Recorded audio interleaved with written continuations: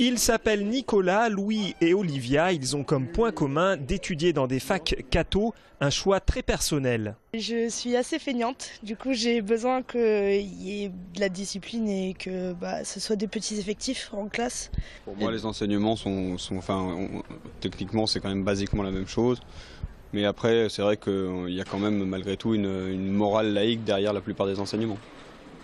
Laïque ou catholique alors ? Une morale catholique. Mais à 20 ans, qu'est-ce que ces étudiants attendent comme changement de la part de l'Église ?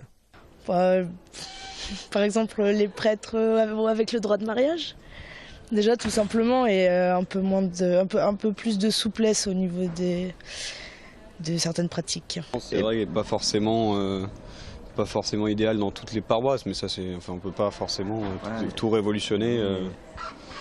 Il faut donner le temps au temps. Pour le recteur de l'Institut catholique de Toulouse, c'est sûr, l'arrivée du pape François a donné un nouveau souffle à l'Église. Je pense que les effets se feront sentir à long terme.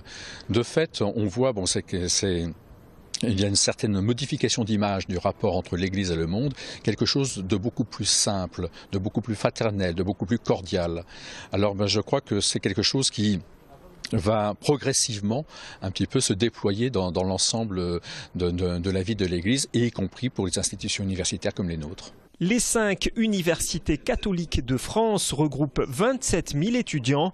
Précision importante, il n'est pas obligatoire d'être catholique pour y étudier.